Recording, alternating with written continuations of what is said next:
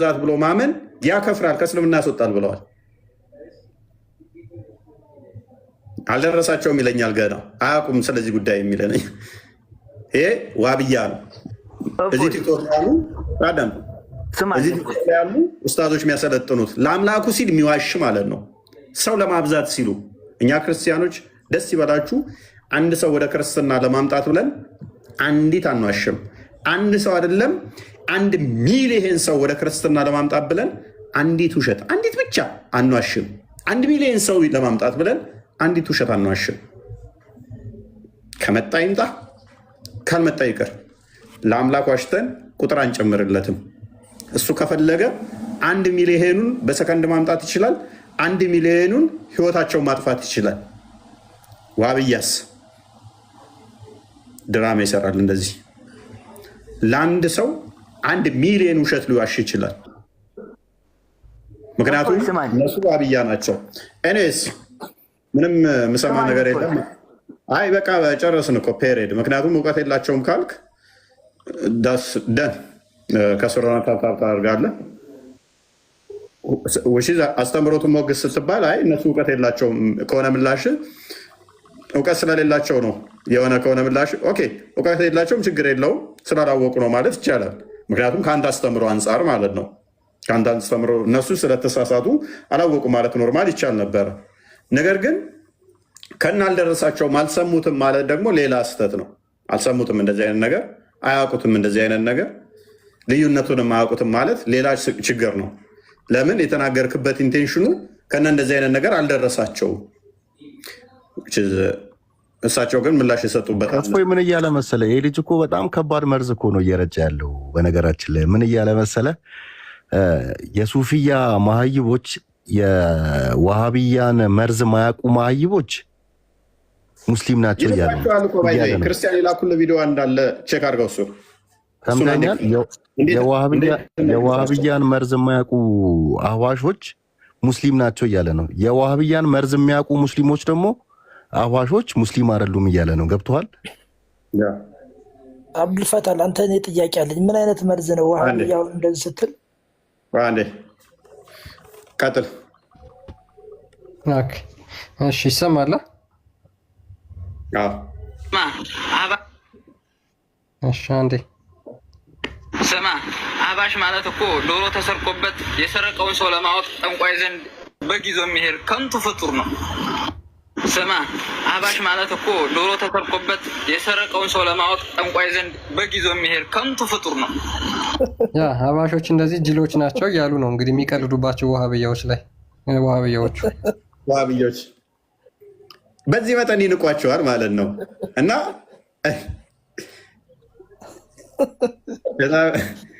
ሶፈኒ ትስቃለህ። ባይዞ አገላለጥ ነው የገለጻቸው። እጅግ በጣም ያለባቸውን ራሳቸው ላይ ያለውን ዋናውን ነው የገለጸላቸው። እውነቱን ነው። እርግጠኛ ነህ? እርግጠኛ ነህ? ምንድን ነው ያለው እሱ? ሰምተዋል? አህባሽ ዶሮ ቢጠፋበት አለ። ገባህ? ዶሮ ቢጠፋበት በግ ጠንቋይ ጋር ይዞ ይሄዳል አለ። ገባህ? አሁን እዚህ ጋር የምታመዛዝነው ነገር አለህ። የዶሮ መጥፋት በዋጋ ስትይዘው ትንሽ ብር ናት። እሱ ግን የበለጠ ለማያገኘው ነገር የበለጠ በግ ይዞ ሄዶ ለጠንቋይ ይሰጣል ማለት ነው። ይሄ ደግሞ ሪል ተጨባጩ ነው። ስለዚህ አብዱልፈታህ ጋር ልመለስና ዋሃብያ የማያውቁት እኔ ደግሞ በጣም ይገርመኛል። እኔ የሀባሾች ጅልነት ሳይሆን የታየኝ የነብዩ ጅልነት ነው የታየኝ። ምክንያቱም ነብይህ ደግሞ ምን ብሏል መሰለ? ኖ እዚህ ጋ እንከባበር።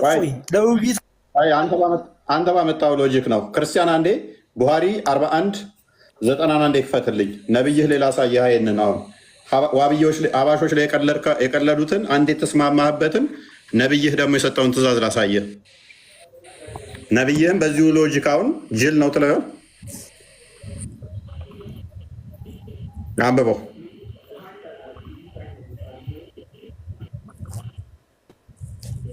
ሚዩት ነው ፕሮፌት came to me at the time of Al-Hudaybiyah pledge while lies were falling on my face የአላህ መልእክተኛ በሁዳይቢያ ጊዜ ወደ እኔ መጡ፣ ቅማል ከጭንቅላቴ ላይ እየተንጠባጠበ ተመለከቱኝ አለ። he said are the lies of your head troubling you ቅማሎቹ እየጎዱህ ነው ጭንቅላት ላይ ያሉት ብሎ ይጠይቀዋል መሐመድ ማለት ነው። I said አዎ እየጎዱኝ ነው ብሎ ይመልስለታል። he said የአላህ መልእክተኛም እንደዚህ አለ your head and fast 3 days ጭንቅላትን ተላጭና ጽንጹ or feed ሲኩርስ ወይም 6 ድሆች ምግብ or slaughter a sheep as a sacrifice ወይም ደግሞ ሺፕ በግ እንደ መስዋዕትነት አቅርብ ብሎ ይነግረዋል። ለቅማል ነብዩ ምን አዘዘ? ግመል መስዋዕት አድርጋ ለምን ለቅማል ያኛው ምን አለ? በግ ዶሮ ታሞባቸው ምን ያቀርባሉ አለ? የአዋሽ ይሻላል። ዶሮ ታሞባቸው በግ ያቀርባሉ አለ። አረበኛውን ከፍ አድርገው ለቅማል ምን አቀርቡ አለ? አረበኛውን ከፍ አድርገው አረበኛውን ክርስቲያን ያሳፍራል አይደል? ከአረብኛው ጋር ከመሄዳችን በፊት ይሄኛ ያሳፍራል አይደል? ኖ እኔ አንብቤ መረዳት ስለምችል ኖ ለቅማል በግ ለቅማል በግ ያዘዘ አብዱልፈታህ ከፍ አድርገው አልኩ። አረበኛውን ክርስቲያን ከፍ ያድርግልኝ እኮ ከፍ ይደረግልሃል። ተረጋጋ፣ ፓኒክ አታድርግ። በመጀመሪያ ይሄን ከሆነ አረብኛው ላይ ይሄንን ካገኘኸው ነብይህ አንተ ቅድም እንዳልከው እውነት ጅሎች ናቸው እንዳልከው ትለዋለህ። ነብይህን ትለዋለህ ወይ? ትለዋለህ አትለውም? አሁን ማይክን አንሳና ከፍ አድርግልኝ አልኩህ እኮ ከፍ አድርግልኝ ትለዋለህ አትለውም? መስዋዕት ለቅማል ማረድ ትለዋለህ አትለውም? አንተ እንደምትለው አይደለም ትርጓሜው የሚሰጠው አንተ እንደምትለው አይደለም። ረዱላቸው አላለም? ለቅማል ረድ አላለም? አንተ እንደምሰጠው ትርጓሜ አይደለም የሚሰጠው። የሐዲስ ከፍ አድርግልኝ ረድ ብሏል አላለም? ቅድሚያ መልስ ብሏል አላለም? ለረድ ብሏል አላለም የሚለውን ተውና ከፍ አድርግና እንዲታረድ ለቅማል አላዘዘም። መልስ ይኸውልህ ለአንብብና ላስረዳ እያልኩ ነው። ያንተን ብቻ መተህ እዚህ ጋር ይሄ ይሆናል ይሄ አይሆንም ብለህ ተረጋጋ። ካለ አሳፋሪ ነው በለን፣ ከሌለ ግን እኛ ይቅርታ እንጠይቃለን። እኔ ይኸው ይቅርታ ጠይቃለሁ። ለቅማል እርድንን ካላዘዘ እኔ ሶሪ እላለሁ። አሁኑ ነው። ለአንድ ሳምንት ንጽጽር አልገባም ከሌለ። አንተ ግን ካለ ነቢያችን አዎ አሳፋሪ ነው ለቅማል መስዋዕት መያዝ። አንተ ሃይማኖትህን ጥለህ ይኸውልህ ሃይማኖትህን ጥለህ ሀባሽ ሶፊ ምናምን ዋሃብይ እያልክ ነው ንጽጽር የምትሰራው። ገባ? የራስህ እምነት ምን እንደሆነ እንኳን በአግባቡ ሌላ ቶፒክ ውስጥ አትግባ። ሌላ ቶፒክ ውስጥ አትግባ። ያሰነፍ ሙታ ቶፒክ ውስጥ ከፍ አድርገው አልኩህ እኮ አረበኛውን ከፍ አድርገው አልኩህ። ተስማማ። ለቅማል እርድ ነው እኔ አንብቤ ነው መስማማት የምችለው። እንዳታደርግለት ተስማማ። ቅድሚያ ዲል አድርግ። እኔ ሳምንት አልገባም ንጽጽር፣ ይቅርታም ጠይቃለሁኝ። ለቅማል እርድ ካላዘዘ ነብይህ፣ አንተ ደግሞ ታዘዘ ነቢያችን አሳፋሪ ነው ለአባሾቹ አሳፋሪ ያልከውን ካዘዘ አዎ አሳፋሪ ነው ነብዬ ላለው በለኝ። ተስማማ። ዲል አድርግ። አንድ አይደለም 50 ሀዲስ ሰጠሃለሁኝ። እኔ አንድ አይደለም 50 ሀዲስ ሰጠሃለሁ በዚህ ጉዳይ ላይ ልንገርህ። ከፍ አድርገው እያልኩ ነው። ብራዘር አይሰማህም እንዴ? የራስህን ብቻ ለምን ትጮኻለህ? አንብብና ልንገርህ እያልኩ ነው እንዴ? እንዲነበብ አድርገው ከመጀመሪያው ጀምረህ። ሐዲስን የሚል ምን ያደርግልሃል? ስናዱ ምን ያደርግልሃል?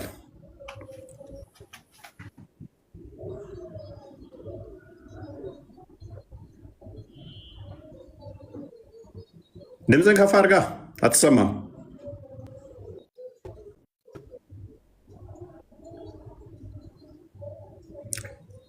አንድ ሺህ ዓመት ድምፅን ከፍ አድርገው። ጸሎት እኮ የሊና ጸሎት አይደለም።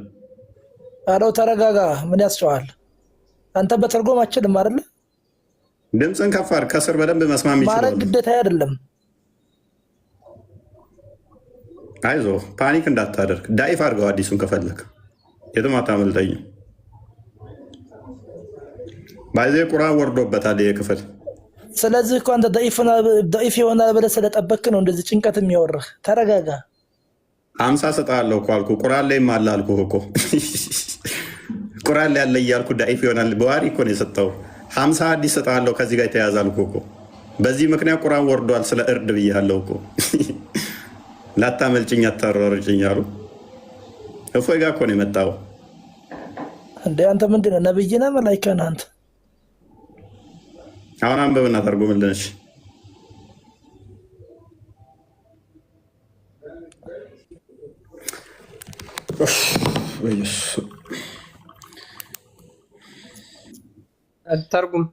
ተርጉም ይብን አሊ እስኪ እየተረጉምክ ወጣ ሄደ ወደ አባቱ ሄደ። ቅድም እንግዲህ እዩ ሀባሽ ከንቱ ፍጡር ነው ብሎ ላይ ያለው ለምንድን ነው? ዶሮ ሲታመምበት በግ ያርዳል አለ። ከዛ ይሄንኛው ምን አለ? እውነት ነው፣ ትክክል ነው የገለጻቸው፣ ከንቱ ናቸው ሀባሾች አለ። በከንቱነት ከሆነ ነብይህ ላይ ላምጣልህ አልኩትና ነብይህ ለቅማል እርድ መስዋዕት ያደርጋል ወይም በግ ምናምን ቤት እንስሳቶች እንድታርዱ አዟል። ወይም 3 ቀን እንድትጾሙ 6 ሰዎች እንድታበሉ ለቅማል በግ ማረድ ወይንስ ለዶሮ በግ ማረድ? አብዱል ፈተና ውሽዋን ቤስት ገምቼ ነበር እንደሚወርድ። አንብቦት በአረብኛ አንብቦት ልክ ሲገባው እንደሚወርድ ገምቼ ነበር። ለዶሮ በግ ማረድ ይቻላል ወይንስ ለቅማል በግ ማረድ? እንዴ ከየት ይገናኛሉ? ዶሮ እኮ ቢያንስ ሰውየው 2 ዶሮ 3 ዶሮ አስቦ ሊሆን ይችላል። እንግዲህ እንዲያው ካልክ በትርጉሙ ካልክ ለቅማል በግ ከመሆን ብሎ እኔ እኮ ድንገት ነው ታውቃለህ። በጣም ይሄኛው ባይስቅ እኮ የኛ አልጠቅስበትም ነበረ። እኔ ያኛው ዝም ብሎ ያለበት ገርሞኝ ነበረ። ይሄኛው ደግሞ አጉልሞ ካደረጋቸው ታውቃለህ። መሬት ላይ ያለ ነው እውነት ነው ይላል። ቶፒኩን ዛሬ ግን አላስነካሉን። በኢየሱስ ስም በስመ አብ። ቶፒኩን ተከላከሉ እንደምንማ። ቶፒኩን ሳንነካው ልንወጣ ነው። ማዕት አዲሶች መረጃዎች ነበሩን ልናስተምርበት ያሰብነው። ስንት ሀዲሶች ነበሩ። አንዱንም እኮ ሊነኩልን አልቻሉም። አንዷ ሀዲስ ላይ እንኳን እኮ ማንበብ አልቻሉም። ያመጣንበት ላይ ሰው እንዴት አላህ ጣዖት ነው የሚልን አሚር ትከተላለህ ወይ ሲባል አልከተልም ወይ እከተላለሁ ብሎ እንኳን መልስ አይሰጥም።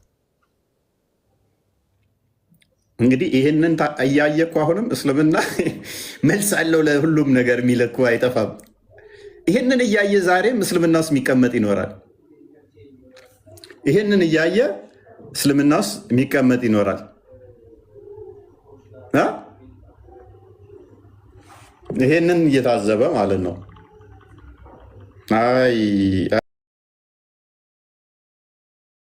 መርዝ ታውቋል። አሁን አብዛኛው ህዝብ ካሁን በፊት ቅድም ልጁ እንዳለው መሀይብ የሆነ ኦር ደግሞ የማያውቅ አህባሽ ዋሃብያዎችን ይከተላል እንጂ የሚያውቀው የዋሃብያን መርዝ የሚያውቀው ኦልሬዲ ያውቁታል። መስጊድም እየተለየ ነው፣ ሁሉም ነገር እየተለየ ነው። እንግዲህ መጅሊስም እስከ መለየት ድረስ ተደርሷል። ምንም የሚደበቅ ነገር አያስፈልግም። ያ ይዋሻሉ። በቃ መዋሸት እኮ ስለሚቻል እኮ ነው። አሁን ቶፒኩ ላይ ማውራት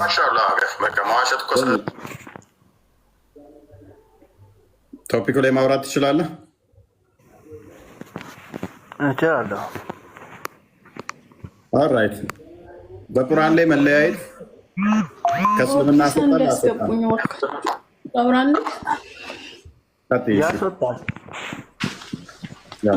ትዊት አድርግልኝ ማውራት ስትፈልግ።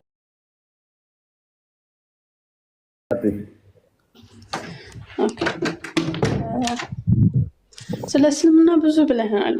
ማምለጥ አለባችሁ፣ ወደ ክርስትና መምጣት አለባችሁ። ሰምተሽዋል? ኔምለስ ጥያቄው ሜይ ቢ ኖ አንዴ ስማኝ እባክህ አዳምጠኝና ካልሆነ ማለት ያወራሁበትን ሀሳብ የማትስማሙበት ከሆነ ጥያቄያችንን ሰምተሽዋል? ጥያቄ ልመልስ አይደለም የገባሁት። ትሰማኛለህ አንዴ? እና ምን ልትይ ነው የገባሽው? ጥያቄ ልትመልሽ ካልሆነ እስካሁን ድረስ ብዙ ነገር ነግረናል። አስተያየት ሀሳብ ልትሰጪ ነው? ኖ አይደለም። ሀሳብና አስተያየት ይኸውልሽ፣ ሄደሽ ወይ ለዛ ለሚበጠብጡት ክርስትናን ለሚሳደቡት ለሚያንቋሹሽ ለእነሱ ትሰጫቸዋለሽ። ግን አይደለም ጥያቄ መመለስ የምትችይ ከሆነ ጥያቄውን መመለስ ትችያለሽ።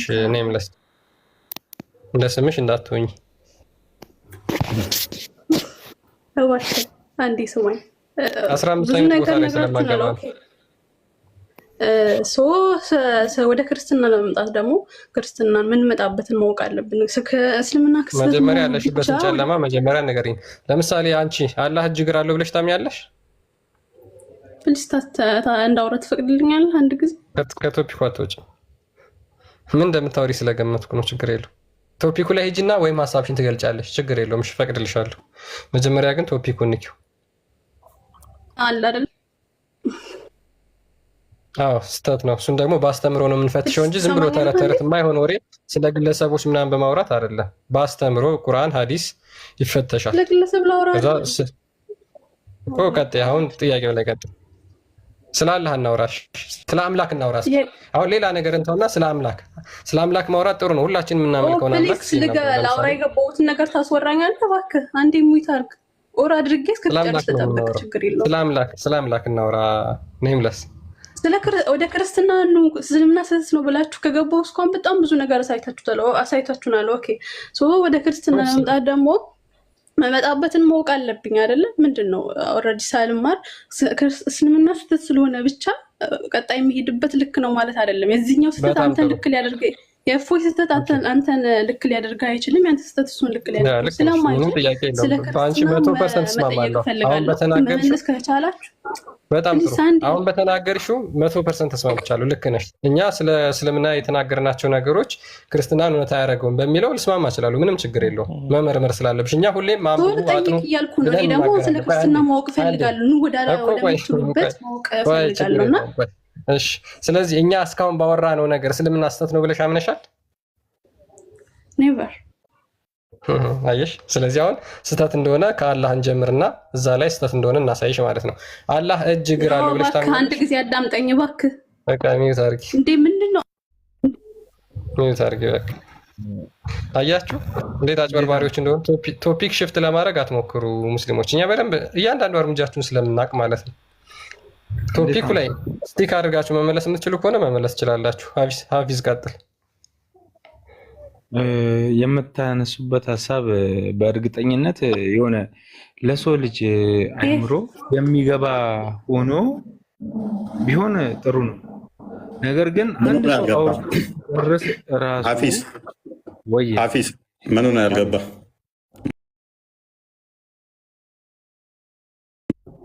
ለምሳሌ ንግግራችሁ ቢያንስ እንኳን እቺ ልጅ አውርታ ብትወጣ ቶፒክ አውሪ አላት። ቶፒኩን ማውራት አልፈለገችም። ስለዚህ ክርስቲያን ደግሞ ከቶፒኩ አልፈታም ማለት ነው። ከቶፒኩ ሞጣ ምናምን ከሆነ ታስወርዱኛላችሁ። የምር ችግር የለውም። ራሴ ይወርዳለሁ።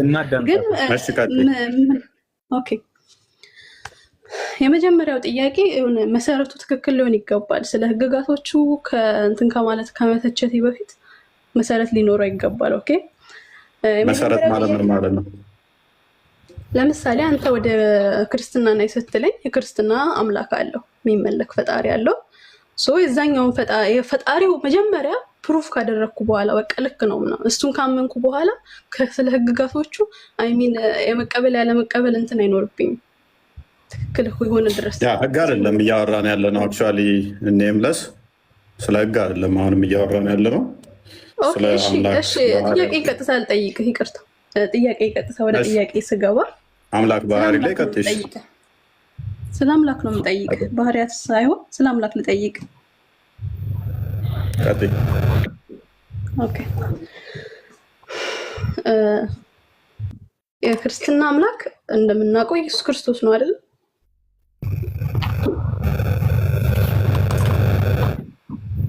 ነው አንድም ቦታ አምላክ ያለበትን ያሳዩ። ጥያቄሽን አርቲኩሌት አድርጊና ቀጥይ። ምላሽ ሰጥሻለሁ። ቀጥይ ያለሽ ያ ስጨርስ ትሰጠኛለህ። እባክህ አታቋርጥ፣ ደስ ይለኛል። ቀጥይ። ታየኛለህ የአምላክህን ወይም የኢየሱስን ትክክለኛ አምላክነቱን ታሳየኛለህ። ሁለተኛ ደግሞ ለምን ወደ ምድር መጣ የሚለውን ነገር ወደ ምድር የመጣው እንደ ክርስትና አስተምህሮ መሰረት ለሰው ልጆች እንትን ለመሆን ኃጢአት ዋጋ ለመክፈል ነው የመጣው። ኦኬ ያ ኃጢአት ምን ነበረ? አዳምና ሔዋን የሰሩት ኃጢአት ነው። ስለዚህ በዛ ምክንያት ነበረ ሙሉ የሰው ዘር ኃጢአተኛ የሆነው። ፈርስት ኦፍ ኦል ለምንድን ነው ባልነበርኩበት ባላየሁበት ኃጢአተኛ የሆንኩት? ኦኬ ሁለተኛው ጥያቄ ምንድን ነው መሰለ? የዛን አዳምና ሔዋን ኃጢአት ሲፈጽሙ ኃጢአተኛ ያደረጋቸው ከገነት መባረራቸውም ከዛም በላይ የሰው ልጆችን በሙሉ ኃጢአተኛ ያደረገው እግዚአብሔር ራሱ ነበር። እግዚአብሔር ማለት ኢየሱስ ነው አይደለም? የዛኔ አለማድረግ አይችልም ነበር? ለምንድን ነው ተመልሶ መጥቶ ሊያድነኝ የፈለገው? ኃጢአተኛ አድርጎኝ ሲያበቃ ድጌ መጥቶ ተሰቃይቶ ስለ ሰው ልጆች እንዲሆንኩ ብሎ ከዛ መሰቀል ለምንድን ነው ያስፈልገው? ሶሪ ዲስሪስፔክት ከሆንኩኝ አይ ችግር የለውም ግን ፌር ትሆኛለሽ። ኔምለስ ፌር ነሽ በሁሉ ነገር ለምትጠይቂው ታማኝ ነኝ ብለሽ ታምኛለሽ። ለምትጠይቁ ታማኝ ነሽ። አልገባኝም አነጋገር ራሱ መልሱን እኮ ነው የፈለገችው ካንተ። ታማኝ ሆነች አልሆነች አንዴ ጠብቀኝ። ጣልቃ ማናችሁም እንዳገቡ ታማኝ ነኝ ብለሽ ታምኛለሽ ማለት እኔ የምጠይቀው ጥያቄ ለምሳሌ እኔ ቀኝ እጅ ሳይኖረኝ ልብ በይ፣ ቀኝ እጅ ሳይኖረኝ አንድ ሰው ግራ እጅ ባይኖረው ግራ እጅ የለህም እያሉ ሞክ ማድረግ በራሱ ትክክል ነው ብለሽ ታምኛለሽ? ትክክል ነው። ይሄ እኮ ሌላ ጉዳይ ነው ማለት እዚህ ጋር እያነጻጸርኩ ከምንም ጋር አንጻር እያነጻጸርኩ አይደለም። ስለ ሁለት ልጆች ነው አንተ እያወራህ ያለው። ግራና ቀኝ እጅ ስላለው እንትን ነው። መልካም እሺ። ስለዚህ ቆይ ጥያቄን ሚዩት አድርጊውና አንዴ አዳምጪሽ። ሚዩት አድርጊውና አዳምጪሽ። ግን ሚዩት ከማድረግሽ በፊት ያነሳሻቸውን አንዴ እንዳረሳቸው አምላክ ማን ነው? እንዴት ነው አምላክ? ክርስቶስም ከሆነ እሱን በግልጽ መረዳት ፈልጋለሁ ነው አንድ።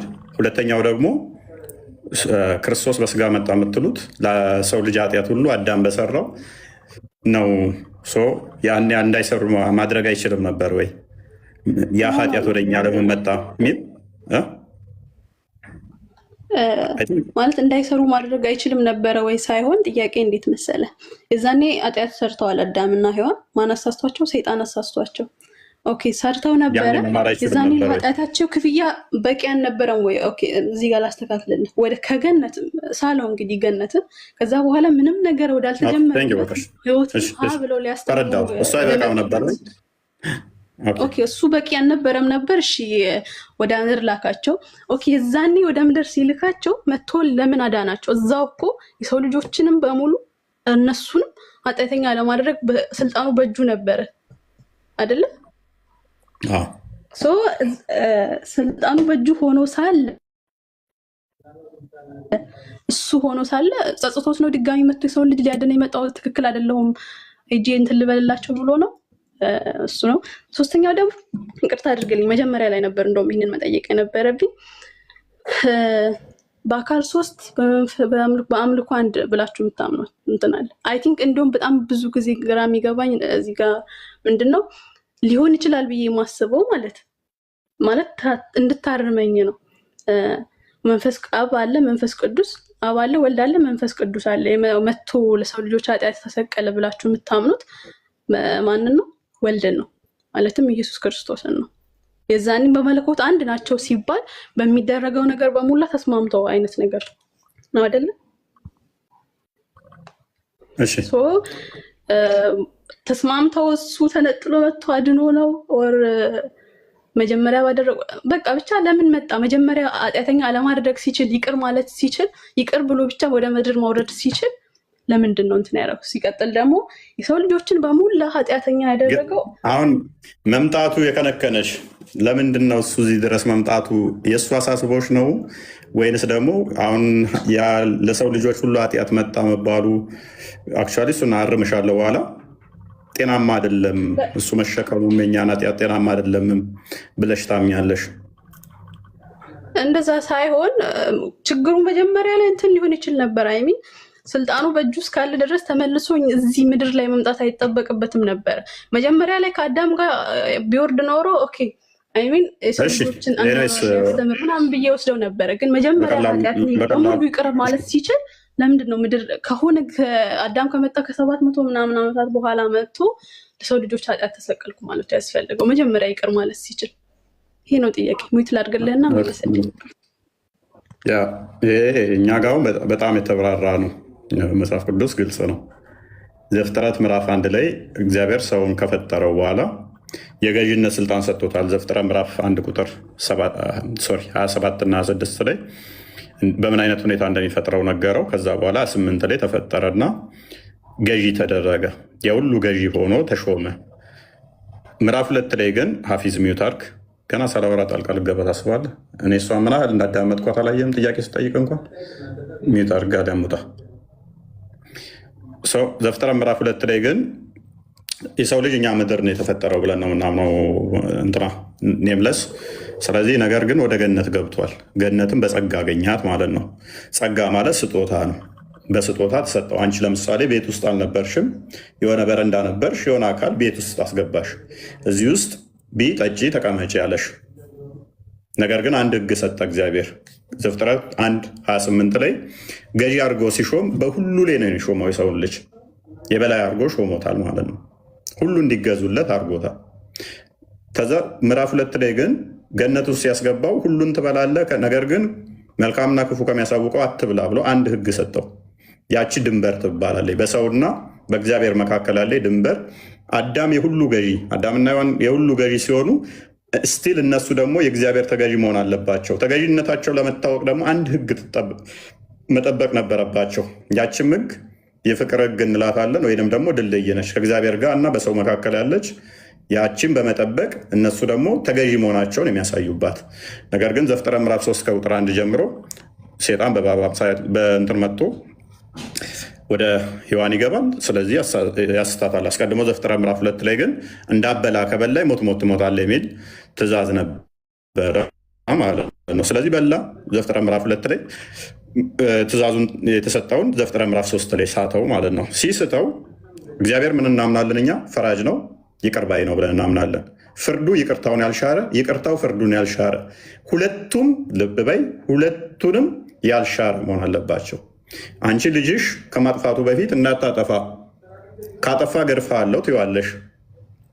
አጠፋ፣ ካጠፋ ወዲያ ልታዩ ትችያለሽ አንቺ ሰው ስለሆንሽ። እግዚአብሔር ግን እንዳታጠፋ፣ ካጠፋ ትሞታለህ አለው። ቢተወውስ የሴጣን ቃል ትክክል ይሆናል። እግዚአብሔር ውሸታም ይሆንና ሎቱ ስብሐት ሴጣን ትክክል ይሆናል። ምክንያቱም ሴጣን ቻሌንጅ ያደረገው ሆን ብሎ ነው። ብትበሉ አትሞቱም፣ ሆን ብሎ እንደሱ እንደምትሆኑ ስላወቀ እግዚአብሔር ፈርቶ ነው እንጂ ብትበሉት አትሞቱም ብሏቸዋል።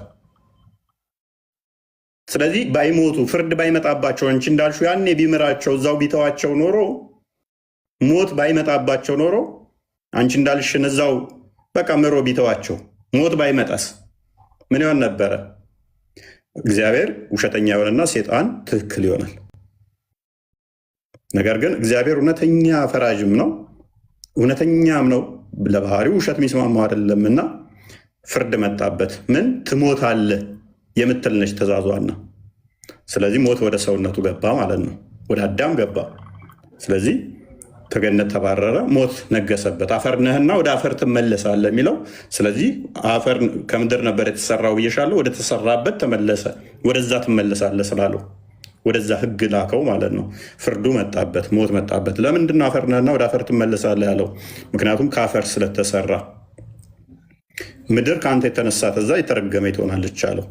እርሱን ሳይሆን የረገመውን እርግማኑ ማሌ እንዲጣበቅ አደረገው። ምድር ላይ እርግማኑ እኛ ላይ ተጣብቆ እንዳይቀር ማለት ነው።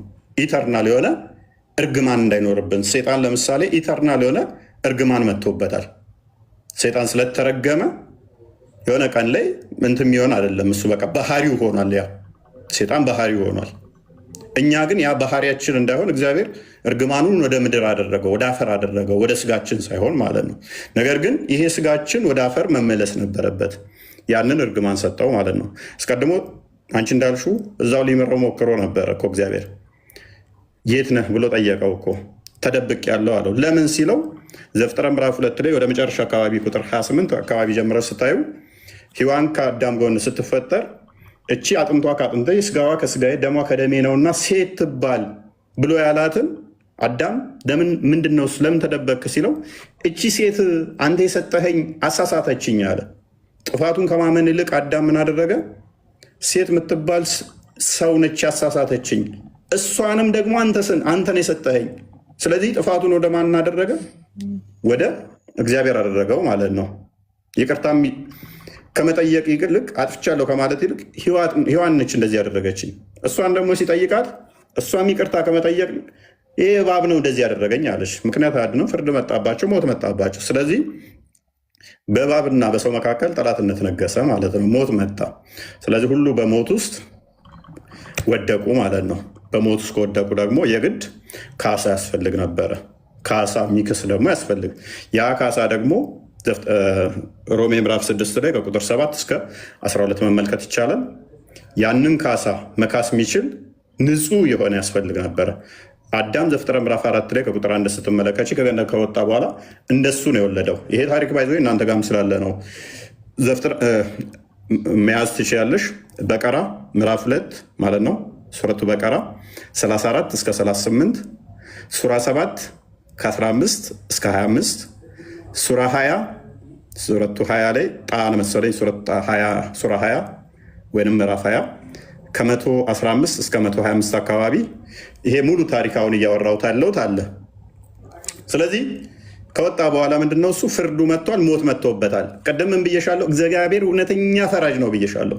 እውነተኛ ፈራጅ ብቻ ሳይሆን ግን መሐሪ፣ ይቅር ባይ፣ አዛኝ፣ ደግ፣ ሩሩ ነው ብለን እናምናለን። ፍርዱን በማሳየት ሴጣን ሐሰተኛ መሆኑን አሳየለን። መሐሪ መሆኑን ደግሞ ለማሳየት ዕብራውያን ምዕራፍ 1 ላይ የዘመኑ መጨረሻ ሲደርስ እግዚአብሔር አንድያ ልጁን ላከ፣ ከዛ ኃጢአቱን ካነጻ በኋላ በአብ ቀኝ ተቀመጠ ይላል ዓለምን በፈጠረበት በልጁ። ዕብራውያን ምዕራፍ 1 ቁጥር ከ1 እስከ 3። ስለዚህ ክርስቶስ ይመጣል በስጋ ማለት ነው። ለምንድን ነው በስጋ የመጣው? ለምን እዛው ሆኖ አያድንም ነበረ? ምክንያቱም ሴጣን ያሳሳተው እግዚአብሔርን ሳይሆን ሰውን ነው። በሰው ላይ ነው የነገሰው ሴጣን እንጂ በእግዚአብሔር ላይ አይደለም። ስለዚህ ሴጣን መሸነፍ ያለበት በሰው ነው። እግዚአብሔር እዛ ሆኖ እንደዚህ ማድረግ ይችላል። ነገር ግን ሰው አሸነፈኝ አይልም። ሴጣን ማን አሸነፈኝ ነው የሚለው። እግዚአብሔርማ ድሮም እንደሚያሸንፈኝ አውቃለሁ፣ ሰውን ግን እቀጠቅጠዋለሁ፣ አሸንፈዋለሁ የሚል አርጉመንት ነው የሚሰራው። ይሄ ጸጋ መምጣት ያለበት ሰው ሴጣንን የሚገዛ የሚረግጥ መሆን መቻል አለበት። ምክንያቱም ዘፍጥረት ምዕራፍ 3 ቁጥር 15 ላይ በአንተና በሴቲቱ መካከል በዘርና በዘሯ መካከል ጠላትነትን አደርጋለሁ፣ እሱ ራስን ይቀጠቅጣል፣ አንተ ሰኮናውን የሚለው ይሄ ትንቢት መፈጸም አለበት። ያሳሳተው የሰውን ልጅ ነው እንጂ እግዚአብሔርን ስላልሆነ ማለት ነው። ስለዚህ የሚቀጠቅጠው ማን መሆን አለበት? ከሴቲቱ የተወለደ መሆን አለበት። ሴት መድረገም ስለሌለባት ሉክ እዛ ጋር ዘፍጥረት ምዕራፍ 3 ላይ አስቀድማ የሴጣንን ድምፅ የሰማችሁ ሔዋን ነች፣ ድንግል ነበረች። ካሳው መምጣት ያላለበት በተመሳሳይ ነውና ሉቃስ ወንጌል ላይ ምዕራፍ 1 ላይ ቁጥር 26 ላይ ደግሞ ድንግል የሆነችው አንዲት ድንግል ከገሊላ ያለች ምን ማርያም የምትባል ትመጣለች። እዛ ደግሞ ሔዋን የምትባል ትመጣለች። ልክ ኢሳያስ ምዕራፍ 1 ቁጥር 9 ላይ እግዚአብሔር ዘርን እንዳያስቀርልን እንደ ሰዶም በመሰል እንደ ገሞራም በሆን ነበር ያለው። አንዲት ዘር የቀረችው ያቺን ማን ለሔዋን አቻ የምትሆን ትመጣለች። ያቺ ድንግል የነበረችው ሔዋን የሴጣንን ድምፅ ሰማች። እችኛዋ ድንግል የሆነችው ማርያም ደግሞ የገብርኤልን የእግዚአብሔርን ድምፅ ትሰማለች። ምን ይላታል? ገና ሲመጣ እነሆ በእግዚአብሔር ፊት የምቆም እኔ ቅዱስ ገብርኤል ነኝ ይላታል። የእግዚአብሔርን ድምፅ የሚሰማው ይመጣል ማለት ነው። የእግዚአብሔርን ድምፅ ትሰማለች። ምንድን ነው የበላችው? ያችኛዋ ጸበለስን በላችና ሌሎቹን አበላች። ሔዋን ማለት ነው። ቀድማ በላችና አዳምን አበላችሁ ማለት ነው። ማርያምስ የማህፀንሽ ፍሬ የተባረከ ነው ትላለች። አስቀድማ የጸነሰችው የያዘችው የማንን ድምፅ ከሰማይ በኋላ የእግዚአብሔርን ድምፅ መላኩን ከሰማይ በኋላ በማህፀኗ ያደረው ማን ነው? እሱ ቅዱሱ የእግዚአብሔር ልጅ ነው። ስታመሰግን እዛው ሉቃስ ወንጌል ላይ ምዕራፍ 1 ላይ ከቁጥር 30 ጀምሮ የማህፀንሽ ፍሬ ብላ ኤልዛቤት ታመሰግናታለች ማለት ነው። ከዛ ክርስቶስ ራሱ ሲመጣ ደግሞ ዮሐንስ ወንጌል ምዕራፍ 6 ላይ ከቁጥር 48 እስከ 58 ድረስ ከሰማይ የወረደ ሕያው እንጀራ እኔ ነኝ ይላል። ዮሐንስ ወንጌል ምዕራፍ 15 ላይ እኔ የወይን ግንድ ነኝ ይላል፣ አባቴም ገበሬው ነው ይላል። ያቺ ፍሬ በልታ ኃጢአት አመጣች። ፍሬውን ደግሞ መልካሙን ፍሬ የምትሰጠው ደግሞ እችኛዋ ሔዋን ዳግማዊቱ ሔዋን ትመጣለች። ማርያም ማለት ነው። ካሳው በተመሳሳይ መምጣት አለበት። ሴት እዛ ጋር ጠፋይ ተብላ ስትባል እዚህ ጋር ድነቱ መምጣት አለበት በሴት ነው። ሞት በማን መጣብን? እርግማኑ ዘፍጥረት ምዕራፍ 3 ላይ አፈር ነህና ወደ አፈር ትገባለህ ተብሎ የተረገመው አዳም ነው። ሞት አዳም ላይ ነው እርግማኑ የመጣው። ልክ ሮሜ ምዕራፍ 6 ላይ ስትመጡ ደግሞ በተመሳሳይ ሞት በአዳም በኩል መጣ። ህይወት በማን ይመጣል? በክርስቶስ ይመጣል። አንደኛ ቆሮንቶስ ምዕራፍ 15 ከቁጥር 12 እስከ 42 አካባቢ ወይም 43 አካባቢ ስትመለከቱት በንጽጽር ያስቀምጠዋል። ሞት በአዳም መጣ፣ ህይወት በክርስቶስ መጣ እያለ ያነጻጽረዋል። ለዚህ ነው ከዛ በኋላ ዮሐንስ ወንጌል ምዕራፍ 11 ቁጥር 25 ላይ ትንሣኤ ህይወት እኔ ነኝ፣ የሚያምንብኝ ቢሞት እንኳን ሕያው ይሆናል፣ ሕያው የሆነ ለዘላለም አይሞትም ይልና ክርስቶስ ትንሣኤ ህይወት የሚሰጥ መሆኑን ያደርገዋል። ዳግማዊ አዳም ይባላል። ለዚህ ነው ክርስቶስ ዮሐንስ ወንጌል ምዕራፍ 8 ቁጥር 40 ላይ የሰው ልጅ ይለዋል ራሱን። ሰው ልጅ እሱ የእግዚአብሔር ልጅ ነው፣ ነገር ግን የሰው ልጅ እያለ ይጠራል። ለምን? ትንቢተ ዳንኤል ምዕራፍ 7 ቁጥር 13 ላይ የሰው ልጅ የሚመስል እንደሚመጣ በደመና እንደሚመጣ ፈራጅ እንደሆነ ስለሚናገር ይህንን ደጋግሞ ክርስቶስ ራሱን በወንጌል ውስጥ ደጋግሞ የሰው ልጅ ይላል። የሚጠብቁት ስለነበረ ማለት ነው። በስጋ የሚገለጠው እሱ ስለሆነ ማለት ነው። ይሄ ሙሉ ታሪኩ ከዛ ዮሐንስ ወንጌል ምዕራፍ 1 በደንብ ስትመለከቱ ካሳ እንደሚሆን ዮሐንስ ወንጌል ምዕራፍ 1 ቁጥር 29 ላይ የእግዚአብሔር በግ ይለዋል። ያለምን ኃጢአት የሚያስወግድ ይለዋል። ያለምን ኃጢአት ማስወገድ የሚችል ማን ነው? አንድ እግዚአብሔር ብቻ ነው። ሌላው የራሱን ኃጢአት ዕዳ ይከፍል እንደሆነ እንጂ የዓለምን ማስወገድ አይችልም። ስለዚህ ምን መሆን አለበት ማለት ነው? የዓለምን ኃጢአት የሚያስወግድ ንጹሕ የእግዚአብሔር በግ መሆን አለበት ማለት ነው። ይሄ እናንተ ጋርም አለ። የእናንተ ሞት የሚሻረው ገና ምንቼ ነው? እሱ በቂያማ ቀን ነው። እዛ ውስጥ እንዲቴል አልገባም፣ ታውቂዋለሽ ብዬ አስባለሁ። ሞት በራሱ በበግ መልክ ኢንካርኔት ያደርግና ይመጣና ይታረዳል። ገና እናንተ ሞት አልታረደም። ለእኛ ግን ምን ሆነ? ክርስቶስ ራሱ የእግዚአብሔር በግ ተብሎ አንደኛ ጴጥሮስ ምዕራፍ 2 ላይ ቁጥር 22 እስከ 24 በሸላቾቹ ፊት ቆመ። ሊያርዱት ሲል መጥፎም አልተናገረም። አይ ቲንክ ጥቅሱን ቃል በቃል እንትኑን ረሳሁት። ዝም አለ፣ ክፉም አልተናገረም እያለ ይለዋል። ኤኒዌይስ እንደ በግ የታረደልን ክርስቶስ ይመጣል ማለት ነው። ስለዚህ የኃጢአታችን ካሳ ሆነ። አንዴ በእናት ሐፊዝ አስወጣው ሐፊዝን ማቴዎስ ወንጌል ምዕራፍ 20 ቁጥር 28፣ ማርቆስ ወንጌል ምዕራፍ 10 ቁጥር 45 በተመሳሳይ ካሳ እንደሚሆነን ይሄንን ያመጣዋል ማለት ነው። ታዲያ ይሄንን ካልን ካሳ ከሆነንና በሞቱ ሞትን ከሻረልን ሉክ በሞቱ ሞቱን ሽሮ ህይወትን ከሰጠን አዳም የሳተው ሔዋን የሳተችው ኔምለስ ተመለሽ አዳምና ሔዋን የሳቱት ምን ለመሆን ነው? እግዚአብሔር ለመሆን ፈልገው ነው።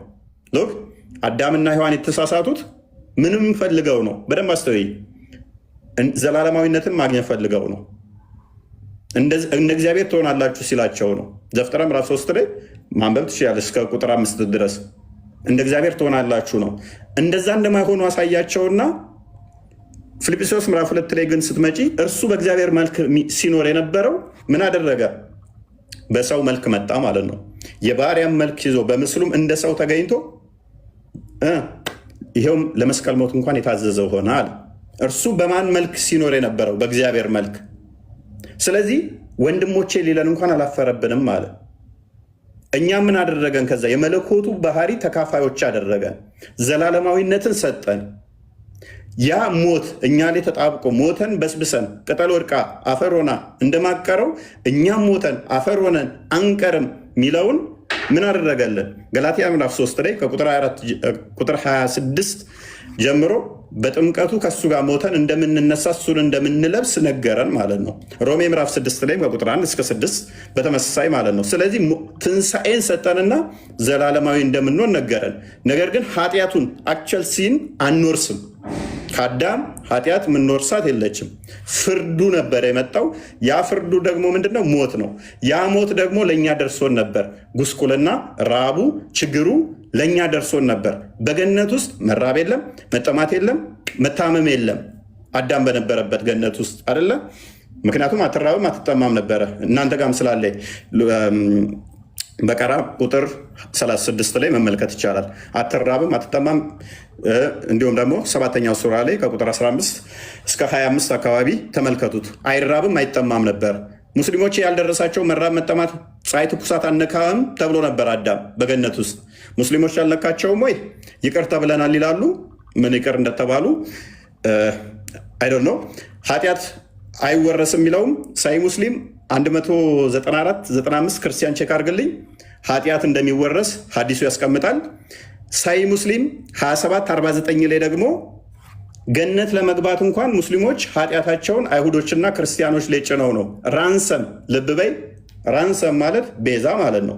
ቤዛ የሚሆናችሁ ማን ነው? አይሁዶችና ክርስቲያኖች። ሜይ ቢ የታይም ጉዳይ ይሆናል። አትውጣ ማለት አትሂድ ወደዛ በርስ ብታወራ ደስ ይለኛል። ያነጻጸፍ ነው እዚህ ጋር ኦልሬዲ ጥያቄ ነው የጠየቅኩ። ችግር የለውም። አይ የተወሰነ ቼክ እንትን እንድትይው ነው። ኃጢአቱ ይወርሳሉ የሚለውንም ሉክ እንደዚህ ይላል። ሳይ ሙስሊም ስንት ነው? 195 ደግሜ ያልገባብሽም ይህን ብቻ ላሳይሽ። አውት ፍሮም ፓራዳይስ እንደዛ ያለ ነው። ወት ደ ሲን ኦፍ ዮር ፋዘር አደም አደምን እንትን እንዲሉ እዚህ ጋር እሺ፣ አልገባብሽም አንዴ እዚህ ጋር የጠፋ እንትን አለው ጽሁፉ ላይ ማለት ነው። ምንድን ነው የጠፋው?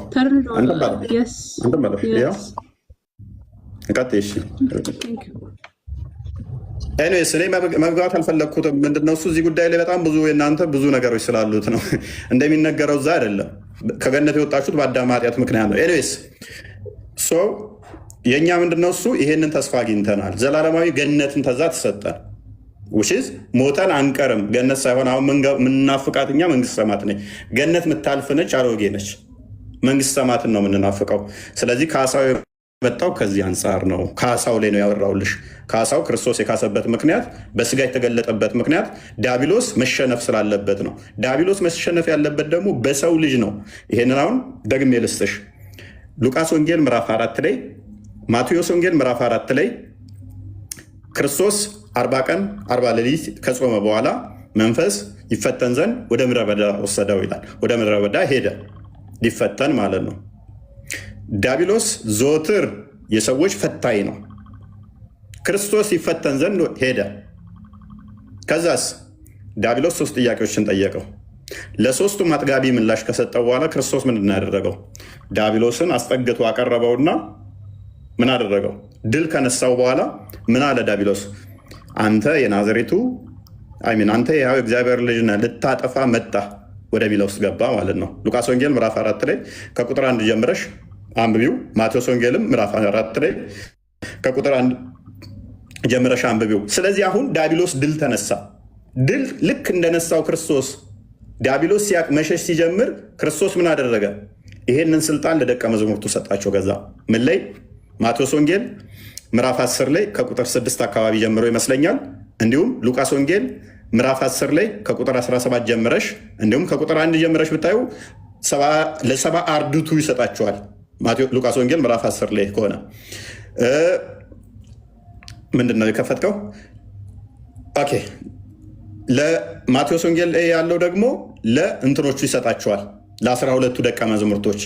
ስለዚህ ስልጣን ለማን ተሰጠ ማለት ነው? ተሰጠ ለደቀ መዛሙርቶቹና ለ72ቱ አርድእቶች፣ ለ32 አንስቶች ሴቶችና ለ36ቱ ወንዶች አጋንንት ላይ እንኳን ስልጣን እንዲኖራቸው አሁን ሰጣቸው። ሉቃስ ወንጌል ምዕራፍ 10 ቁጥር 17 አንዴ ክፈተው። ከዛ 27 ስልጣኑ ይሰጣቸዋል። ምን ይሆናሉ? አጋንንትን እንኳን የሚገዙ። በፊት አጋንንት የሚያስጨንቃቸው የነበሩት አጋንንትን የሚያስጨንቁ ይሆናሉ ማለት ነው። እሺ፣ ሰባውን በደስታ በተመለሱ ጊዜ አጋንንትስ እንኳ በስምህ ተገዝተውልናል አሉት ማለት ነው። ስለዚህ አሁን አጋንንትን እንኳን ሰዎች መግዛት እንዲችሉ አደረጋቸው። አጋንንት በሰዎች ላይ ሰልጥኖ ነበረ። ሞት በሰዎች ላይ ሰልጥኖ ነበረ። ክርስቶስ የመጣው ይህንን የአጋንንት ስራ ለማፍረስ ነው። ዕብራውያን ምዕራፍ 2 ቁጥር 16 አንዴ ክፈትልኝ። በስጋ የተገለጠበት ሚስጥሩ ራሱ የአጋንንትን ስራ ለማፍረስ ነው። እዛ ሆኖ ማፍረስ ይችላል። ነገር ግን በስጋ ተገልጦ ስጋ አጋንንትን ማፍረስ መቻል ነበረበት። የሰው ልጅ ያንን የአጋንንት ስራ ማፍረስ መቻል አለበት። ደክመው ነበረ። እንግዲህ ልጆቹ በስጋና በደም ስለሚካፈሉ ማናቸው ልጆቹ? እኛ በስጋና በደም ስለምንካፈል። ምክንያቱም ዮሐንስ ወንጌል ምዕራፍ 1 ላይ ቁጥር 11 እስከ 13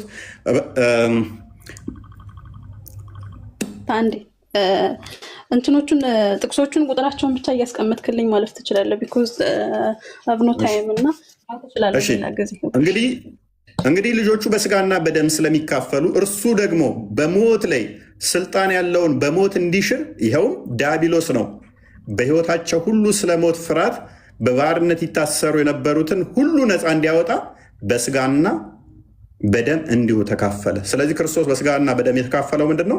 ካለንበት እስራት ነፃ ለማውጣት ምን እኛ ያንን በስጋና በደም ስለምንካፈል እኛም ያንን በስጋና በደም የተካፈለውን እሱን ፈለግ አድርገን ዲያብሎስን ድል ለማድረግ ክርስቶስ ምን በስጋና በደም ተካፈለ።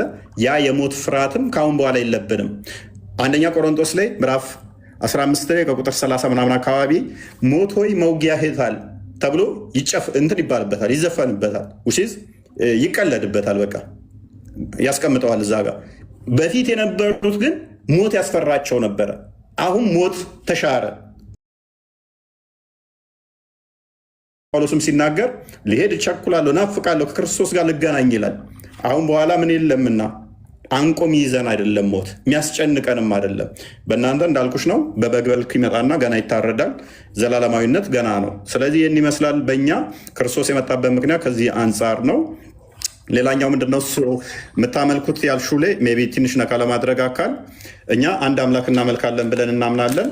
እስማ እስራኤል ያህዌ ኤሎሄን ካድ የሚለው ስማ እስራኤል አምላካችን ያህዌ አንድ ነው። ዘዳግም ምዕራፍ 6 ቁጥር 4 ላይ ይሄ የተነገረበት እግዚአብሔር አምላካችን አንድ ነው። እኛ በቁጥር አይነገርም እግዚአብሔር። ነገር ግን መጽሐፍ ቅዱስ የተጻፈው በሰዎች ነውና ለሰዎች ነውና መንፈስ ቅዱስ ሰዎችን መርቷቸው ቅዱሱን የእግዚአብሔርን ቃል በሰውኛ ቃል ጽፈውታል ብለን እናምናለን እንጂ እግዚአብሔር አንድ ነው፣ ሁለት ነው፣ ሶስት ነው ተብሎ የሚቆጠር አይደለም። አምላክ ከቁጥር በላይ እንጂ በቁጥር የሚገለጽ አይደለም። ነገር ግን ሌላ የለም ለማለት አንድ ነው የሚለውን እንግባባበታለን። አንድ አምላክ ነው ያለው፣ ሌላ አምላክ የለም የሚለውን ለማሳየት ውሽዝ ሌላ የለም አብሮት የለም ለማለት ኢጅማ ነው። ቁጥር ስምምነት ነው። በስምምነት ስንስማማ ስምምነት ሁሉ ፈጣሪን ይገልጻል ብለን አናምንም። እኛ ፈጣሪን ምንም ነገር በባህሪ በሙላት ይገልጻል የሚል እምነት የለን። ምንም ነገር ፈጣሪን በሙላት ሙሉ ለሙሉ ፈጣሪ የሚገልጽ ነገር የለም። ነገር ግን ያ ቁጥሩ ምንድነው? የሰዎች ስምምነት ስለሆነ ቁጥር አንድ ማለት የቁጥሮች መጀመሪያ ነች። ከአንድ በፊት ያለችው ዜሮ ላይ ከዛ ምናምን ሰዎች ስለተስማሙበት በዛ ስምምነት ሌላ የለም በሚል አንድ ነው አምላካችን ብለን እናምናለን። ነገር ግን ያ አንዱ አምላካችን ሶስት አካል አለው ብለን እናምናለን። በአካል ሶስት ብለን እናምናለን። አምላካችን ልብ በይ አምላካችን ምን አለው? ቃል አለው ብለን እናምናለን። አምላካችን ቃል አለው። አምላካችን ሕያው ነው ብለን እናምናለን። ሕይወት አለው ብለን እናምናለን። ስለዚህ ቃሉን ምን ብለን እንጠራለን? ልጅ ብለን እንጠራለን። አምላካችን ሚዩት አይደለም፣ ውሽዝ እንደኔና እንዳንቺ አይደለም ቃሉ። ነገር ግን ቃል አለው። ያ ቃሉን ደግሞ ልጅ ብለን እንጠራዋለን። ከእርሱ የተገኘ ከእሱ የሚወጣ ነውና ልጅ ብለን ስንል በስጋና በደም እንደሚመጣው እንዳልሆነ ዮሐንስ ወንጌል ምዕራፍ 1 ቁጥር 13 ላይ እኛ እንኳን የጸጋ ልጆች ስንሆን ምን ተብለን ነው የምንጠራው? በስጋና በደም አይደለም፣ እንደ ወንድ ፍቃድ አይደለም ይለዋል። ስለዚህ ከሱ የሚወጣውን ልጅ ብለን እንጠራለን። ይሄ ቁርአን እናንተ ለምሳሌ ያለ ቃል ነው ብላችሁ ታምናላችሁ፣ እሱም ፍጡር አይደለም ብላችሁ ታምናላችሁ። ኤኒዌይስ እዛ ውስጥ አልገባም። እኛ ደግሞ የአብ የባህሪ ቃሉን ልጅ ብለን እንጠራለን። ያ የባህሪ ቃሉ በስጋ ተገለጠ፣ የመለኮት ሙላት በዛ በስጋ ውስጥ ተገልጦ ይኖራል ብለን እናምናለን። ቆላሲያስ ምዕራፍ 2 ቁጥር 9 ላይ የመለኮት ሙላት በሰውነት ውስጥ ተገልጦ ይኖራል ስለሚል ማለት ነው። እናንተ በተመሳሳይ ቁርአን ወረቀቱ ፍጡር ነው፣ ነገር ግን ቃሉ ፍጡር አይደለም ብላችሁ ታምናላችሁ። እንደገና በቂያማ ቀን ደግሞ ሰው ሆኖ ይመጣል ብላችሁ ታምናላችሁ። ኤንዌስ ብቻ እኛ ግን ያ ክርስቶስ ማርያምን ፈጠራት፣ ቃል ሁሉም ፈጠረ። መጀመሪያ ቃል ነበር፣ ቃልም በእግዚአብሔር ዘንድ ነበር፣ ቃልም እግዚአብሔር ነበር ካለ በኋላ ዮሐንስ ወንጌል ምዕራፍ 1 ቁጥር 3 ላይ ሁሉ በእርሱ ሆነ፣ ሁሉ በእርሱ ያለ እርሱ አንዳች ሆነ የለም ይላል። ሁሉ በእርሱ ነው የሆነው፣ ያለ እርሱ ደግሞ በዚህ ስንመለስ አንዳች ሆነ የለም ይላል። ቁጥር 14 ላይ ስትመጪ ቃልም ስጋ ሆነ ጸጋና እውነትን ተሞልቶ በእኛ አደረ ይላል። ስለዚህ ስጋ ተዋህዶ ተገለጠማ ቃል። ስለዚህ ሁሉም ፈጥሮ ስጋን አዘጋጅቶ በስጋ ክርስቶስ ተገለጠ። ክርስቶስ ማን ነው? ሰው። ክርስቶስ ማን ነው? የአብ ልጅ አምላክ ነው። የባህሪ ልጁ እንደመሆኑ ቃል ምንድን ነው? ልብ በይ አስቀድሞ ሁሉን የፈጠረ ስለሆነ በስጋ የተገኘው ክርስቶስ እሱ ፍጹም አምላክ ፍጹም ሰው ነው ብለን እናምናለን። ይህንንም ደግሞ ራሱ ክርስቶስ በማቴዎስ ወንጌል ምዕራፍ 16 ከቁጥር 13 እስከ 16 የሰውን ልጅ ማን ይሉታል ብሎ ጠየቃቸው ሐዋርያቶቹን። የሰውን ልጅ ብሎ ራሱን ቅድም እንዳልኩሽ ስለሚጠራ ማን ይሉታል አላቸው። ከዛ ምን አሉት? አንዳንዶቹ ኤልያስ ይሉሃል፣ አንዳንዶቹ ኤርሚያስ ይሉሃል፣ አንዳንዶቹ ከነቢይ አንዱ ነህ ይሉሃል አሉት።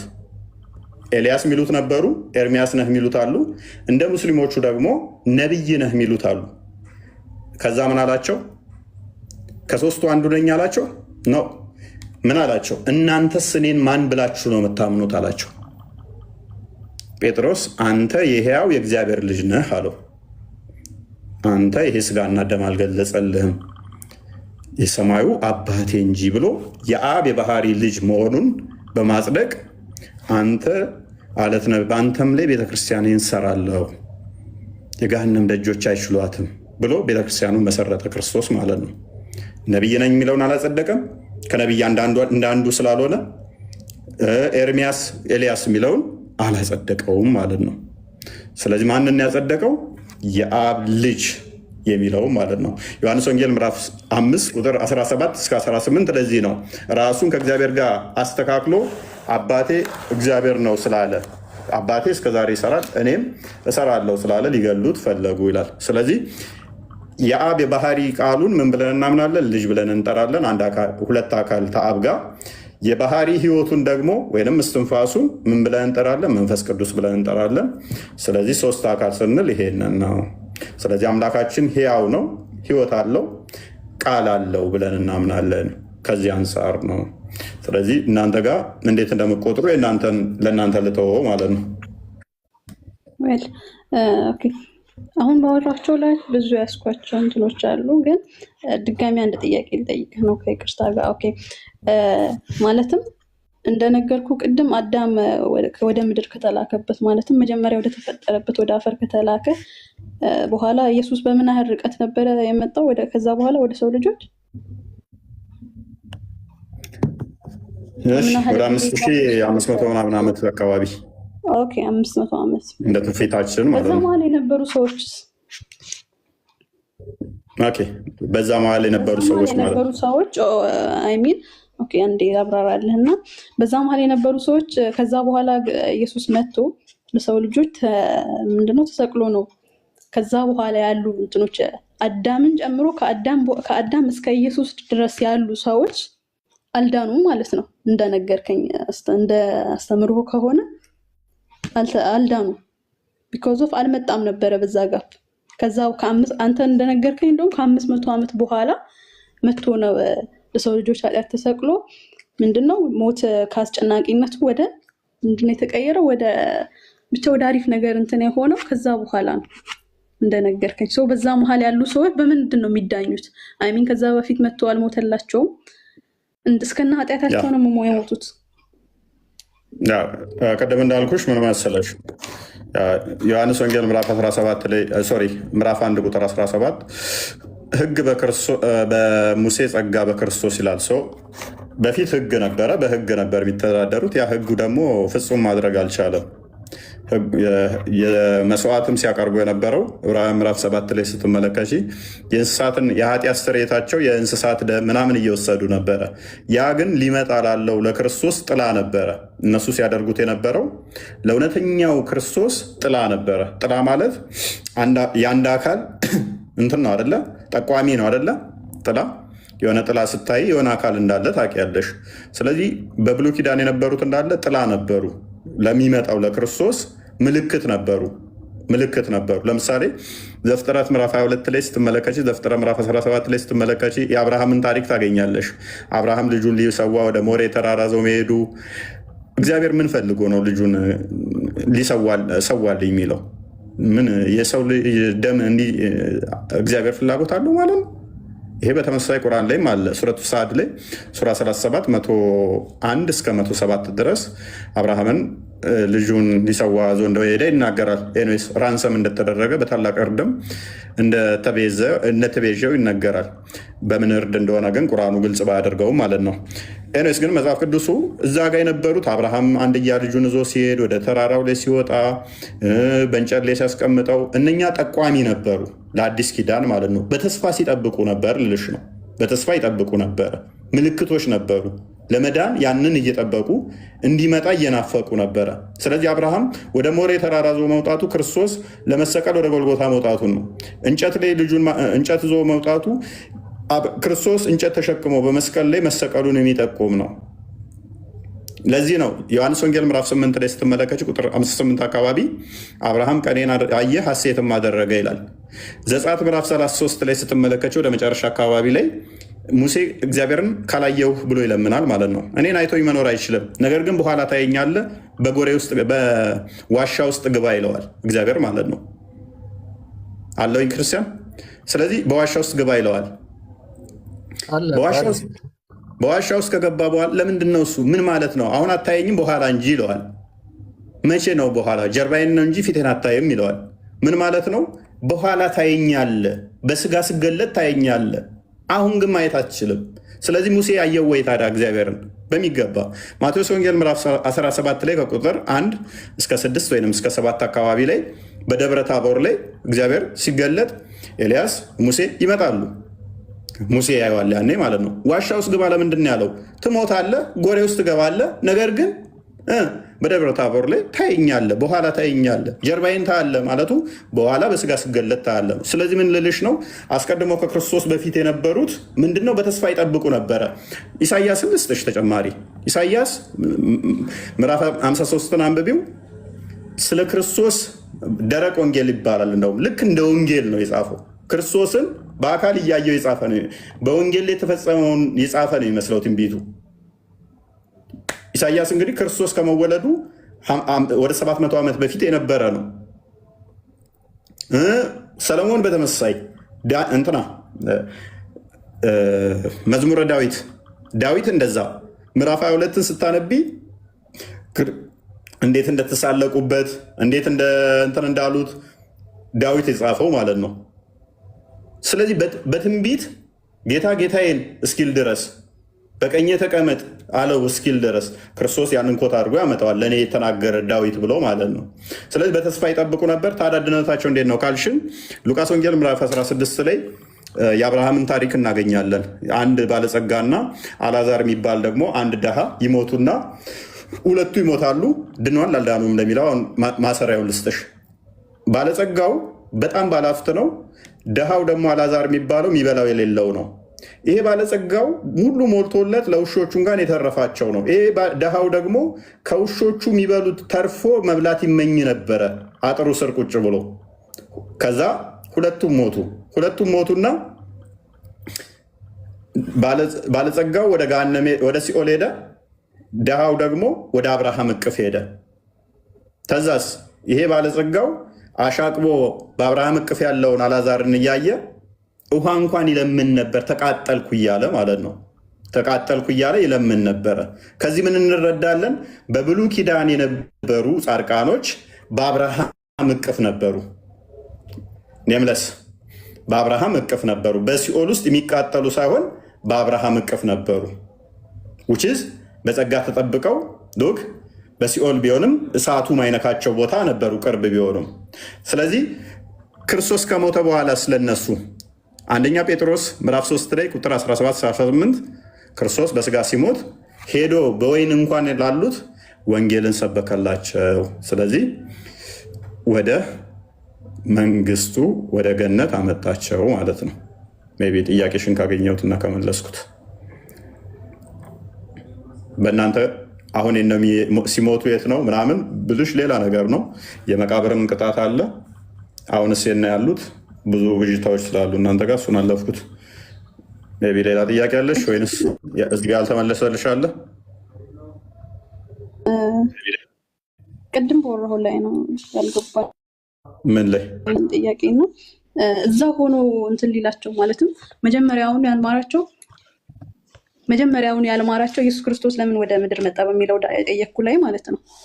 እዛ ሆኖ ያልማራቸው ምክንያቱ ሰይጣን የሰውን ልጅ ነበር ያሸነፈው፣ በሰው ልጅ ሊሸነፍ ይገባ ስለነበረ ነው የመጣው ብለኝ ነበር አይደለ? ካልተሳሳትኩ። ኦኬ። ስለዚህ ኢየሱስ ሲወለድ በድንግልና ተወልዷል። እና ሲወለድ እንደ ሰው ነበረ ማለት ነው አይደል? ሰው ብቻ ግን አይደለም። ሰው ነው። በሌላ ትረዳብኝ። ኦልሬዲ ሰው ነው ወይ? አዎ ሰው ነው። ሰው ተብሎ ይጠራሉ። ያው ሰው ተብሎ ይጠራል። ያ ማለት ግን ሰው ብቻ አይደለም እና እሱስ ራሱን ቅድም ምን ብዬሻለሁ? የሰው ልጅ ሰው እያለ ራሱን ይጠራል ብዬሻለሁ። መለኮት የተዋሃደው እንደመሆኑ ሉክ ፊልጵስዩስ ምዕራፍ 2 አንዴ ክፈተው ክርስቲያን ቁጥር 4-7 አካባቢ በስጋ የተገለጠ አምላክ ነው ስልሽ ምን እያልኩሽ ነው? እሱ ፍጹም አምላክ ነው። ያ ፍጹም አምላክ የሆነው ቃል ብቻ የነበረው በመጀመሪያ ቃል ብቻ ነበረው። ነገር ግን በስጋ ተገለጠ። በስጋ ሲገለጥ ያ የተገለጠው ደግሞ የሚመስል ሳይሆን አንቺ ያለሽን የሰው ባህሪ ያላቸውን እዞ ተገለጠ ማለት ነው። ነገር ግን ተዋህዶን በደንብ ታሳቢ አድርገን ማለት ነው። እንደዚህ ላለው እርሱ በእግዚአብሔር መልክ ሲኖር ሳለ በማን መልክ ይላል እህታችን?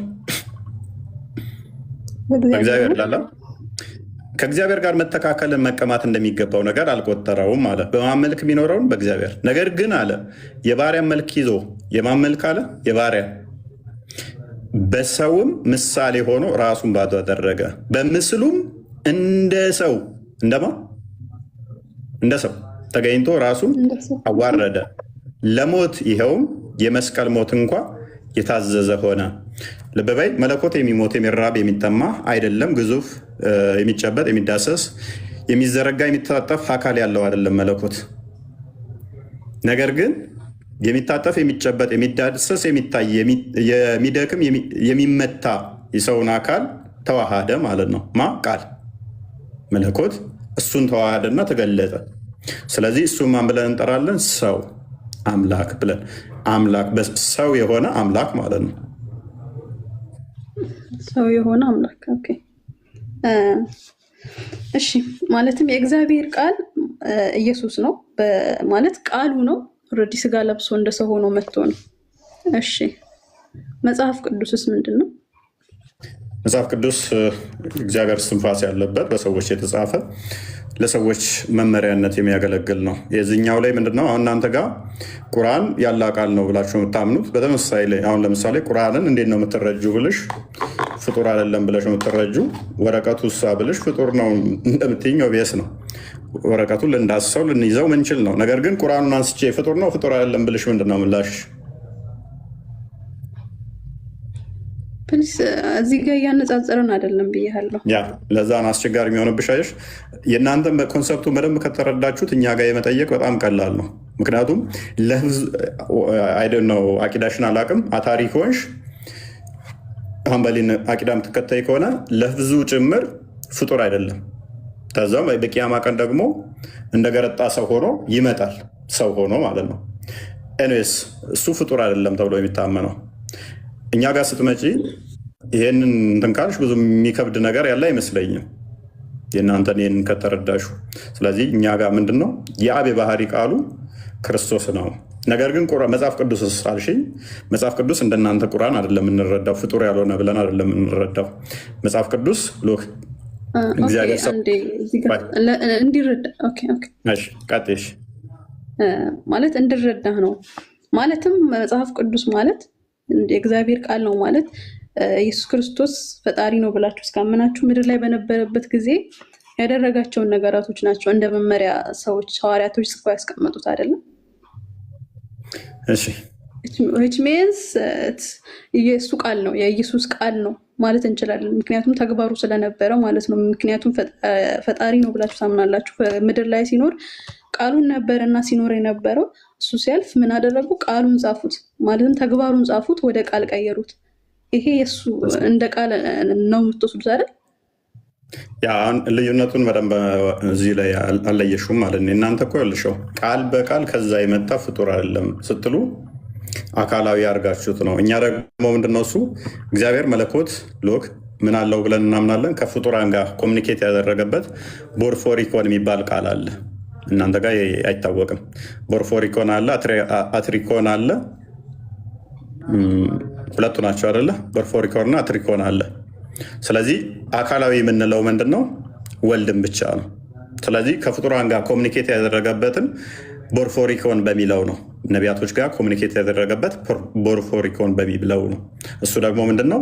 ድርው ነው እንጂ አካላዊ ነው ብለን አናምንም። ቦርፎሪኮን በሚለው ቃል ነው። ምንድን ነው ማለት? ቀጥታ ትርጓሜው፣ ቃላዊ ትርጓሜው ቦርፎሪኮን ማለት አካላዊ ያልሆነ ማለት ነው። ስለዚህ አካላዊ ካልሆነ ቦርፎሪኮን እኛ ጋር የቃል ልዩነት አለ። እሺ፣ ስለዚህ ቦርፎሪኮን ማለት እግዚአብሔር ከፍጡራኑ ጋር ኮሚኒኬት ያደረገበት እንደ ነቢያቶቹ ያስተላለፈበት መልእክት ቦርፎሪኮን ይባላል። እናንተ ጋር ያለው አካላዊ ቃል ነው፣ እኛ ጋር ቦርፎሪኮን ነው። አንድም አታመጭልንም ምን አካላዊ ቃል ነው የሚል ማለት ነው።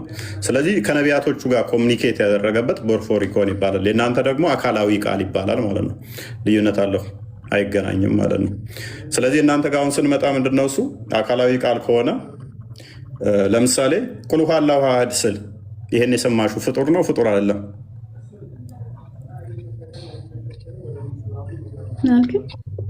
ቁል ሁወ አላሁ አሐድ ብዬ ስል የሰማሹ ነገር ፍጡር ነገር ነው ወይንስ ፍጡር አይደለም? ቃል ነው የሰማሁት። ፍጡር ነው ፍጡር አይደለም? ምን ማለት ነው? ግልጽ እኮ ነው። ፍጡር ነው ፍጡር አይደለም? አሁንም ወደ ሌላ እየሄድክ ነው። እዚህ ጋር እያነጻጸርክ ነው።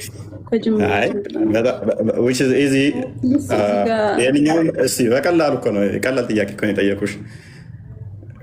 ቁል ሁወ አላሁ አሐድ ብዬ ስል ፍጡር ነው ፍጡር አይደለም? ምኑ ነው ፍጡር? ቃል ነው እየሰማሁ ያለሁት ፍጡር ነገር ነው። ምክንያቱ ከሁለት አንዱ ነው የሚሆነው እኮ በቃ የሰማሽው ነገር ወይም ፍጡር ነው ወይም ፍጡር አይደለም። ከሁለት አንዱ ነው የሚሆነው። ምንም ነገር ቢሆን ወይም ፍጡር ነው የሚሆነው ወይም ፍጡር ያልሆነ ነው የሚሆነው። ከሁለት ውጭ የሚሆን ነገር ምንም ስለሌለ ማለት ነው።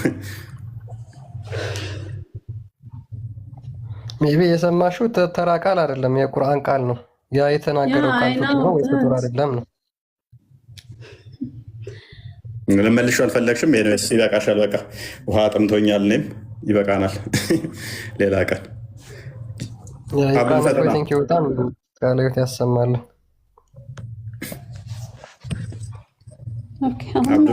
ተመለሱ። ጥያቄዎች አሉኝ ግን እመለሳለሁ። ችግር የለም። የቀሩ ጥያቄ አሉ? ሌላ ቀን አይሻልም? ሰዓት ሄደ። አንተኛም እንዴ? ኢትዮጵያዊ አይደለሽም? 7 ሰዓት ሊሆንብን።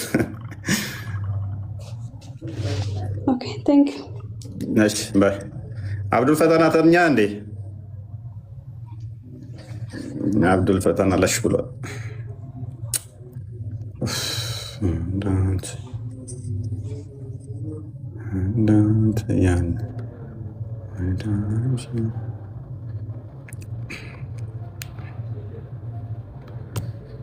ሰረ ሙቀት ሞቀኛ ይደክማላ። ስንት ሰዓት ቆየን ማለት ነው?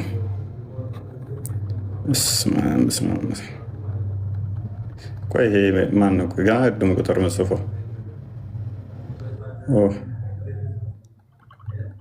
ዋይ ኤልዛቤት ሰላም እፎይ። እግዚአብሔር ይመስገን። አይኖ ደክሞሃል፣ ግን በጣም ነው የምናመሰግነው። በጣም ብዙ ነገር ጠቅሞናል ያንተን ትምህርት በመከታተል እግዚአብሔር ይስጥልን እና ብዙ አንቅተህናል፣ ብዙ እንድንነቃ አርገናል። ምን አልከኝ? እንቅልፍ ቀሰቀስኩሽ? አልቀሰቀስከኝም። ብዙ ሰዓት ዝም ስላልኩኝ ነው። ዝም ብዬ ኮፒ ሊንክ እያደረኩኝ እያዳመጥኩኝ ነበረ። ገና ቀደም እኮ ቁጥር እየጻፍሽ የነበርሽው ይሄንን ለማለት ነው አይደለም? አንድ የገጠመኝ ነገር ነበረ እና ትምህርትህ እንዴት እንደጠቀመኝ ለማካፈል ማለት ነው። እሺ ቀጥይ። እዚህ የምኖርበት ሀገር አንዳንድ ጊዜ ሙስሊሞች ቁርአንን በእንግሊዘኛ እንትን ብለው ማለት ነው ይሰብካሉ። ቁርአን ትፈልጋላችሁ ምናምን ይላሉ። እና አንተ ካስተማርከው ትምህርት ውስጥ አንዱ መቶ ቁርአን ትፈልጋለች ሲለኝ ነው አልፈልግም አልኩት። ከዛ ክርስቲያን ነሽ ሲለኝ አዎ አልኩት። ከዛ ቀጠለ ኢየሱስ ክርስቶስ ወደ አምላኩ እንደጸለየ ታውቂያለሽ ወይ አለ። እና ያ ማለት ደግሞ አላህ ነው አለኝ። ከዛ እኔ ደግሞ ኦኬ አላህን አባት ፋደር እያልክ ነው ወይ አልኩት። አንተ ያስተማርከው ማለት ነው።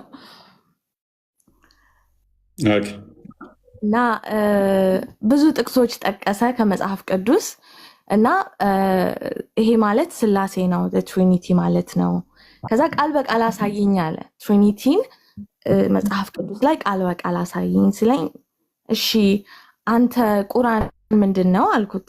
ያላህ ቃል ነው አለኝ።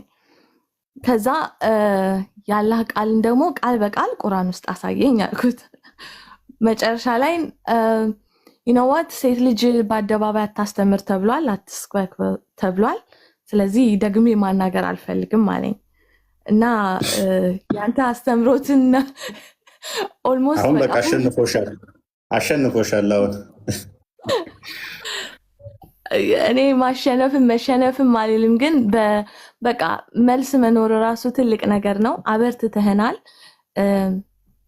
ኖት ይዘን ሁሉን ነገር እየተማርን ነው። እናመሰግናለን። እግዚአብሔር ይስጥልን።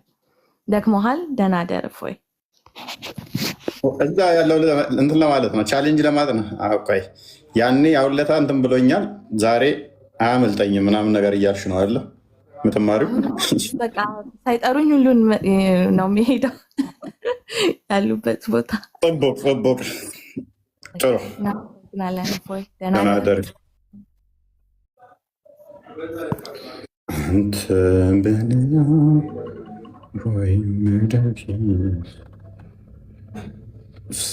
እናንተ በጣም በቃ በጣም ማለት ነው ሰዎች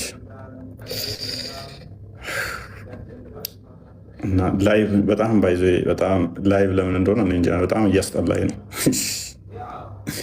ቲክቶክ በጣም እያስጠላኝ ነው እና እረፍት አድርጌ ስመጣ ቲክቶክ በጣም ነው የሚያስጠላኝ እና ልክ ሳስበው ራሱ መጨቃጨቁ እረፍት አድርጋችሁ ምናምን ነገር የሆነ እንትን ነው የሚመስላችሁ። ቲክቶክ በጣም የሚያስጠላው እና ኢንዌስ በርቱ። ግን ምን ታዘባችሁ? ስለ አላህ ሲጠየቁ ያላቸው ምልከታ ግን እንዴት አያችሁት?